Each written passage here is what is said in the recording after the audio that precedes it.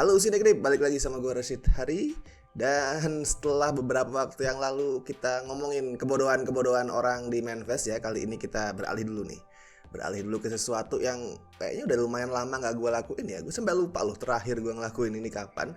Yaitu bikin tier list untuk poster film. Nah, yang bakal gue susun rankingnya kali ini adalah poster-poster yang masuk kategori poster terburuk sepanjang masa. Tapi bukan versi gue ya. Gue ngambil dari IMP Awards. Buat yang belum tahu, IMP Awards itu adalah website di mana lo bisa nemu berbagai macam jenis poster. Poster apapun ya, poster film yang resmi lah, poster teaser atau poster internasional gitu, ada semua di situ. Pokoknya lengkap di situ semuanya. Dan tiap tahun IMP Awards ini ngadain semacam awards gitu, annual awards setiap tahunnya. Mereka ngasih penghargaan ke poster-poster terbaik. Di setiap kategori ada action yang terbaik, poster horor terbaik dan segala macem. Tapi ada juga nih mereka ngasih penghargaan untuk poster terburuk. Nah, itu yang gue ambil kali ini. Gue akan ranking nih poster-poster yang dapat penghargaan worst poster of the year versi IMP Awards ini. Tapi yang bakal gue ambil cuman yang 10 tahun terakhir. Jadi dari tahun terakhir tuh 2022 sampai yang paling awal tuh 2013. Kalau lebih dari itu panjang banget. BTW awalnya bukan soal ini loh yang mau bikin gue tier list. Awalnya itu gue kepikiran buat bikin tier list poster horornya Naihato. Cuman kemudian gue ngeliat tuh anjir, cuman horor ya, belum termasuk genre lain, cuman horor itu bisa nyampe 30-an lebih. Dan gue juga mikirnya karena Baginda Naihato itu belakangan jarang rilis film, gak kayak dulu. Kayaknya anak-anak zaman sekarang pun gak terlalu mengenal beliau sebegitunya ya. Tapi misal menurut lo gue perlu bikin tier list soal poster-poster horornya Naihato gitu, bisa lo tuliskan di kolom komentar. Karena gue juga pengen ngecek nih, masih banyak gak sebenarnya yang kenal sama Naihato. Nah, untuk yang kali ini, as always, seperti biasa, listnya bakal gue bagi jadi 4 tier, kayak yang bisa lo lihat di sini. Ada cakep, ini adalah untuk yang paling bagus of course. Kalau ternyata di antara list poster terburuk ini ada yang somehow entah bagaimana ternyata posternya bagus, akan gue masukin ke sini.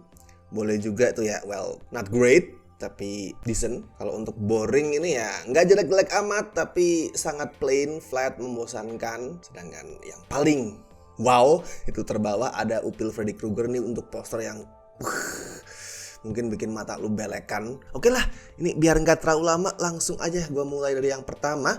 Yang pertama itu ada pemenang awards di tahun 2013, yaitu Freeloaders. Wow, this is ugly. Aduh, anjir, lo perhatiin aja deh nih ya. Lo perhatiin detail manusia yang ada di sini dengan Photoshop kualitas anak yang baru belajar Photoshop. Background yang kelihatan banget ini palsunya. Nih banyak banget nih kehancuran yang bisa gue point out. Dari mana ya? Ya lo lihat aja lah. Di dua orang ini Photoshopnya, crop-cropannya tuh sangat kelihatan. Tapi tidak ada yang lebih parah daripada mbak ini. Ini kenapa cuman separuh coba? Kenapa lo cuman memperlihatkan dia separuh? Kenapa gak full body sekalian gitu? Udah jadi center full body. Gue suruh percaya ini tangan adalah tangan orang ini. Tangan dia. Itu gimana coba posenya? Gini. How? Tangannya bisa segede itu. Oh, come on, this is disaster. Ini juga parah nih, Olivia Munn nih. Come on, what is she looking at?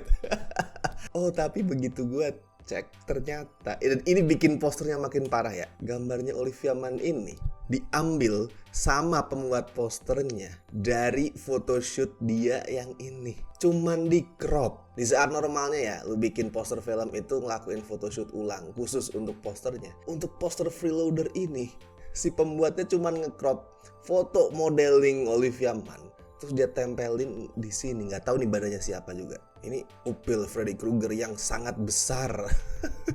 Aduh, ini start aja udah sejelek ini. Lanjut ke tahun 2014. Holy shit, this is ugly. Chef, ini film yang bagus ya BTW. Chef ini film yang bagus dan ini bukan poster teatrikal resmi, at least bukan poster North America ya. Poster Amerikanya tuh bagus, nggak keren-keren banget tapi oke lah, enak dilihat. Sedangkan yang ini adalah poster versi internasional, Spanyol kayaknya ya. Tapi emang sih poster internasional itu biasanya jadinya dua. Yang pertama bisa jadi keren banget, karena bebas eksplorasi. Biasanya tuh yang keren banget poster-poster yang dari Jepang tuh. Tapi kalau poster-poster yang Eropa emang banyak yang begini jadinya. Ini pun gue yakin pembuat posternya asal nyomot dari foto-foto castnya yang bukan khusus buat pemotretan poster. At least untuk Dustin Hoffman, lo lihat deh, ini 1, 2, 3, 4, 5 minimal. Meskipun mereka dipakein topi chef dengan kasar banget, ini gue yakin mereka nggak pakai topi chef. Minimal mereka ngeliat ke arah yang sama dengan well pose yang gak jauh beda. But somehow Dustin Hoffman di sini, oh wow, ini gue baru merhatiin detail. Wah, ini motongnya ngawur banget anjir. Ini apakah ada baju yang lupa di Photoshop? Ini kayak itu loh, apa, kerah baju yang kotak-kotak gitu. Gue nggak tahu ini apa, tapi kayaknya kayak gitu. Kerah baju kotak-kotak yang lupa belum dihapus. Anjir, ini mah juga parah lu. Oke, lanjut. Masuk ke tahun 2015. Ada ini jujur belum nonton film ini, American Hero. Tapi kalau dari posternya ya gue bisa menangkap kalau ini adalah film superhero yang lebih grounded. Tapi satu yang langsung menangkap perhatian gue adalah ini Eddie Griffin kan ya. Ekspresinya tuh lu lihat kemana. Dan di tengah environment yang lagi kacau nih, ada petir, ada angin, ada kebakaran, ada peluru melesat ke arah temannya, terus dia ketawa. Lagi kacau terus. Dan dia lihat ke arah mana, men? Lu lihat ke arah mana? Kalau si Stephen Dorff ini sih not that bad, cuman gue nggak tahu ekspresi apa yang coba dijual sama posternya. Ini nggak kelihatan kayak sesuatu yang fun, lucu, tapi juga gak kelihatan kayak sesuatu yang seru, yang penuh action, yang serius. Gue bingung apa yang mau dijual. Sama kayak muka dia yang juga nampak bingung. Ini memang poster yang kelihatan membosankan. So akan gue masukkan ke boring. Karena dari gagasan dasarnya pun, konsepnya pun juga plain banget, boring banget, klise. Oke, lanjut ke tahun 2016. Search engines.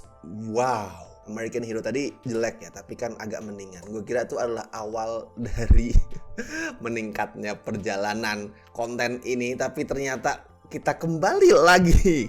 Aduh, ke Upil Freddy ini udah jelas nih. Pertama, ini jelas paling stands out. Kenapa lu harus masukin kalkun di tengah-tengah, terus nge-framing aktris lu di tengah kalkun like? I know, gue paham lu mau menggambarkan situasi Thanksgiving, tapi ada cara lain. Misal kayak lu capture suasana ruangannya, terus kalkunnya tuh ada di tengah meja, itu udah cukup. Nggak kemudian lu framing aktris lu di tengah, apa ini mah di tengah dubur kalkun anjir. Silit kalkun, ini ngawur banget, ini anjir ngaco banget. Dan lagi-lagi masalah yang sama yang udah beberapa kali muncul di poster-poster sebelumnya, mukanya tumpuk tapi random. Ini aduh, ini diambil dari berbagai adegan-adegan yang beda-beda. Udah, ini kayaknya yang bikin poster tuh udah agak tua nih, mungkin boomer atau milenial awal-awal gitu. Soalnya untuk menekankan bahwa ini film melibatkan internet, berjudul search engines, yang sebenarnya orang tuh udah paham search engines tuh pasti ngerujuk ke internet. Untuk menekankan itu dia pakai kursor yang random banget nempel di sini. Di saat karakter-karakter lainnya nggak mungkin megang komputer lah, atau backgroundnya juga plain putih, nggak ada sesuatu yang menyimpulkan teknologi. Dia pakai kursor. Ini kayak dibuat sama orang tua yang nggak tahu apa itu internet, yang masih canggung sama internet. Terus tiba-tiba oke, gue suruh bikin internet, poster soal internet apa ya, soal komputer gitu, daripada nyuruh karakternya mengoperasikan alat-alat yang bisa koneksi ke internet, atau bikin format-format yang kayak searching, missing gitu yang kelihatan banget tuh internet banget, dia masukin kursor otomatis. Anjir. Next, tahun 2017 apa nih? Please mendingan. Ini nggak perlu gue komentarin panjang lebar lah, masih punya masalah yang sama dengan poster sebelumnya. Masalahnya nggak jauh beda sama search engine, cuman ini at least a bit better daripada search engine.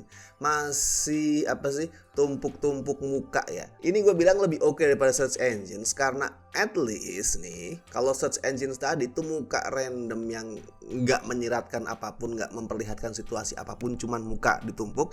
At least mereka di sini karakternya do something yang trying to be funny. mencoba jadi lucu walaupun tidak lucu dan tetap kasar masangnya. Api ini apakah maksudnya ngebakar rambut dia atau hanya apa sih, membara di belakang, di background, gue nggak tahu, nggak jelas. Dan lagi-lagi Melissa McCarthy jadi korban Photoshop yang ngawur, meskipun ini nggak sengawur The Hit ya Photoshopnya. Kalau di The Hit kan dia dikurusin tuh, itu ngawur banget. Gue nggak tahu apakah The Hit akan nongol di list ini, kayaknya nggak. Gimana ya, ini lebih bagus daripada search engines, tapi gue kalau masukin ke boring juga gue nggak terima sih. Ya sudahlah. Wow, ini kayaknya susunan tier list paling hancur sampai saat ini deh. Lanjut ke tahun 2018. Ada The Commuter. Oke. BTW lucu tulisannya The Star of Taken. Kalau sekilas ya, lu lihat sekilas mungkin kayak normal-normal aja. Kelihatan cheesy, kelihatan corny, klise, tipe-tipe actionnya Liam Neeson. Tapi not that bad. Iya, sekilas memang tidak seperti itu. Tapi kalau lu perhatiin detailnya nih, pertama lu lihat dari sini. Nih Liam Neeson bergelantungan di kereta. Yang kayaknya lagi melaju kencang ya, ada apinya, terus dia kelihatan khawatir kebakaran. Tapi lu mundur ke belakang, keretanya berhenti. Ini nggak kelihatan kayak jalan loh. Ini ada polisi, ada pemadam kebakaran mungkin ya, yang siap memadamkan apinya. Jadi ini ini gue nggak tahu keretanya jalan atau berhenti. Lu perhatiin lah, kereta ini terlihat berjalan sekaligus berhenti di saat bersamaan. Anjir, andaikan cuman mukanya Liam Neeson ini aja ya. Nih, cuman separuh ini aja nih di crop set, dah posternya nyampe sini kayak gini. At least kelihatan bahwa ini film action yang menegangkan, yang over the top, yang cheesy. Tapi lu tambahin belakangnya, ini berhenti keretanya, bapak-bapak, ibu-ibu. Jadi Liam Neeson ngapain? Tai lah, upil. Kesel gue sama poster ini. Lanjut ke 2019, ada apa nih? Nancy Drew and the Hidden Staircase. Nih gue belum nonton sih. Film-film detektif anak-anak ya, remaja gitu ya. Diadaptasi dari novel, gue tahu, tapi gue belum nonton film ini. Anjir, jelek banget posternya, ya Allah. Kita mulai dari atas deh biar urutan ya. Di atas. Ini jelas latar belakangnya itu siang hari. Ini 3 bocah ini juga difoto pada saat siang hari, terus kemudian digelapin seolah-olah malam. Dan digelapinya pun gak maksimal, kita masih kelihatan bahwa ini siang bukan malam. Kenapa gak lu sekalian Photoshop background rumah malam hari sih? Siang-siang dia bawa senter, lu nyenterin apa mbak siang-siang? Ekspresinya juga, aduh, ini apakah lagi meneliti sesuatu, lagi menyelidiki sesuatu, atau lagi ngebully temen lu sih? Terus apa yang dia sorot? Jejak kaki. Oke. Terus kemudian ini si Nancy Drew, apa yang dia sorot? Oh, ternyata yang dia sorot adalah nama PH-nya dan rating PG. Ini mending sih ya, mending. Ini bakal jauh lebih bagus di saat udah nih belakang nggak ada nih, bocah-bocah 3 nggak ada. Terus lu ganti si Nancy ini jadi center di tengah, bukan secara awkward ada di bawah gini. Taruh di tengah, terus yang dia centerin adalah ini jejak kakinya. Dia nyenterin jejak kaki. Udah, itu cocok. Kalau begini jadi ngaco banget, jadi tambal sulam yang gak jelas. Nancy Drew ini sebenarnya masih bisa ditolong dengan memindahkan posisi tadi dan lebih oke daripada beberapa poster lain di tier upil. Tapi gue masih gak rela untuk masukin ke boring. Udahlah, sorry, anjir. 2020 ada The Swing of Things. Ini gue langsung kelihatan jeleknya di mana sih. Ini anjing, kenapa harus ada di sini? Ini ya Allah, Photoshopnya ya Allah, ini kelihatan banget mereka nggak photoshoot di air. Ini lu perhatiin deh, lihat deh, aduh ini jelek banget.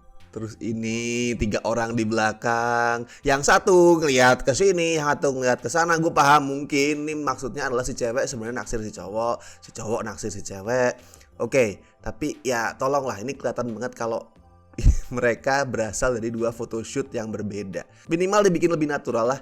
Dan orang ini yang lain paling nggak gambarnya HD, dia kenapa ngeblur?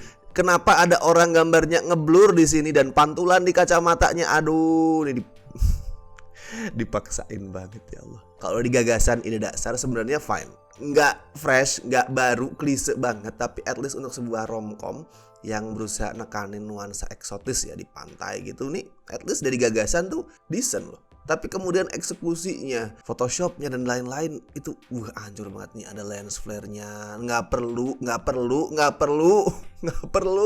untuk menekankan bahwa ini samar musim panas, nggak perlu tambahin cahaya-cahaya gini. Terus ini gue baru nemu juga mana tadi. Nah, ini ada bra ngambang, ini ngapain? Nggak bikin tambah lucu juga posernya, malah kelihatan makin tambah rame dengan ketidakjelasan. Sekilas kayak gue mau masukin ke boring, tapi begitu ngeliat detailnya, alah bodo amat. Next, tahun 2021 ada Midnight in the Switchgrass. Aduh, ini tipe-tipe film di akhir karirnya Bruce Willis sebelum pensiun kemarin. Film-film straight to DVD yang membosankan, yang jelek, crime yang ngawur, dengan poster yang juga tidak kalah membosankan, dan ini salah satunya. Ini gue gak akan bilang jelek banget. Kalau untuk tipe-tipe film action B-movie, film action ya yang langsung ke streamingan, ini sebenarnya decent.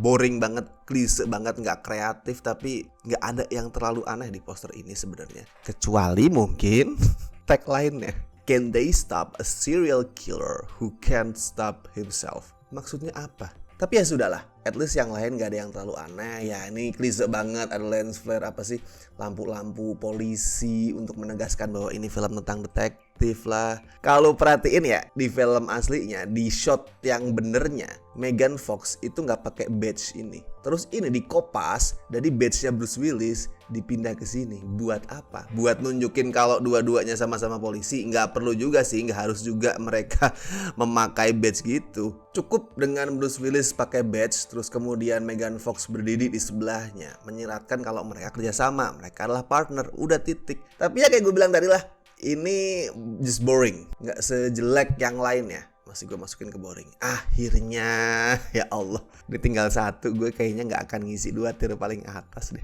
Dan yang terbaru dari tahun 2022 adalah filmnya Iko Uwais. Ini sequel dari series Who Assassin ya. Gue paham kenapa ini menang yang terburuk. Kayak lagi ini tipe-tipe tumpuk muka yang kasar banget, yang asal banget. Ini ada semacam keris yang penempatannya awkward, membingungkan antara dipegang sama mbak ini atau kayak tanduk unicorn dari orang ini. Ya Allah, mau diliatin lah minimal tangannya si mbaknya megang keris ini biar nggak kelihatan keluar kayak tanduk gini loh. Ini lagi ngapain tangan mas-masnya?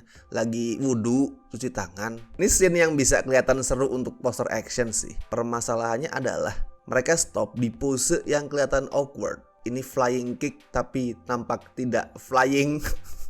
Kayak lu flying kick tapi di bawah gitu. Aduh, itu sakit banget. Secara konsep sebenarnya nggak ada yang salah. Tumbuk muka standar, terus dengan si tokoh utamanya ini Iko juga. Aduh, ekspresinya kenapa begini sih? Kayak orang mabok lu kok, anjir. Tapi ya nggak apa-apa lah, gue masukin boring. Bukan karena ini ada Iko Uwais ya, tapi secara konsep ini klise banget, tapi masih lebih mending daripada semua ini. Itu tadi bisa lo cek sekali lagi tier listnya. Kalau misalkan lo tidak setuju dengan pilihan gue, bisa lo tulis di kolom komentar. Nih harusnya poster yang ini masuknya tiernya dinaikin nih atau diturunin gitu. Bisa lo tulisin di kolom komentar kalau lo mau protes. Dan kalau mau ngasih saran kira-kira tier list apa yang perlu gue bikin berikutnya untuk poster-poster, bisa lo tulisin juga. Mungkin soal Naruto kayak tadi gue sempat mention, atau soal filmmaker lainnya, atau genre lainnya, silahkan rekomendasiin itu. Dan seperti biasa gue ingetin, jangan lupa like video ini, subscribe Cinecrip, dan kalau mau ngasih donasi seikhlasnya untuk memberi bantuan kepada kami, bisa as always klik tombol super thanks di bawah. Oke, dan gue Rashid Hari, sampai ketemu di video-video berikutnya.